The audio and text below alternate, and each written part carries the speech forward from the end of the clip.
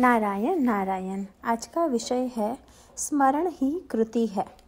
यह बात सत्य है कि गुरु ही सभी बातें करे, लेकिन यह भी उतना ही सत्य है कि वह सभी बातें करता है। किंतु हम भी सत शिष्य हैं या नहीं, यह अंतर्मुख होकर देखें। देहातीत होने के लिए गुरु की आज्ञा के सिवाय और क्या है। मैं देही नहीं अर्थात मैं देह का नहीं हूँ, यदि ऐसा कहते रहे तो कभी न कभी देहातीत होंगे ही। दूसरा एक मार्ग है, वह है भगवान को अपना कहना। ऐसा निरंतर कहने से हम देह को भूल जाते हैं।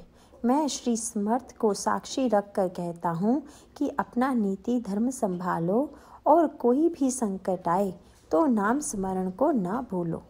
मैं जो करता हूँ वह सब भगवान के लिए ही करता हूँ, ऐसा जो कहता है वही सच्चा भक्त है। मैं करता हूँ, इससे जो अहंकार निर्माण होता है उसे मिटाने के लिए श्रेष्ठ भगत होना चाहिए। भगवान की प्राप्ति के अलावा मुझे कुछ नहीं चाहिए, ऐसी भावना दृढ़ होना ही भक्त का सच्चा लक्षण है। भगवान से हमें जो दूर हटाता है वही असली संकट है। वही समय सुखदायक होता है जो भगवान के स्मरण में व्यतीत होता है। वस्तुतः भगवान का स्मरण कृति है और विस्मरण वृत्ति है।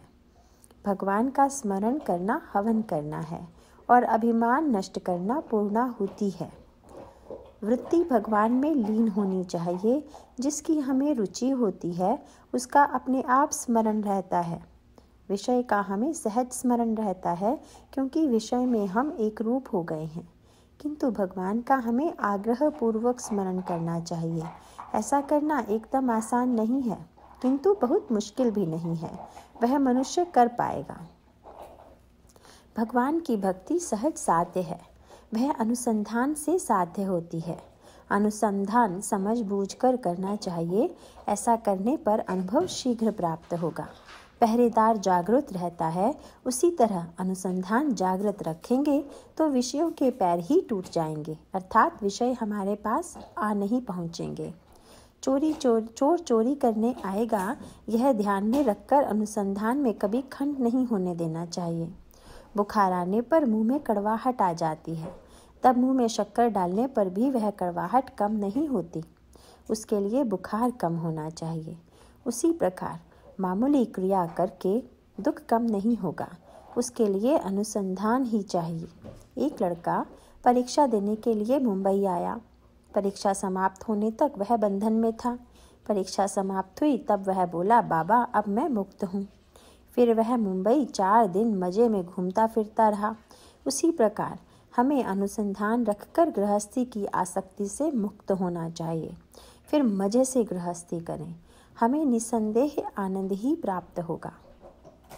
द्वार की देहली पर दीपक रखने से दोनों तरफ रोशनी होती है, अर्थात बाहर भी और घर के भीतर भी। उसी प्रकार अनुसंधान देहली पर रखा हुआ दीपक है। उससे गृहस्थी और परमार्थ दोनों तरफ रोशनी होगी। गृहस्थी में बरतते समय थोड़ा ध्यान देना पड़ता है। उसके लिए भगवान का अधिष्ठान यानी अनुसंधान हो। नारायण नारायण।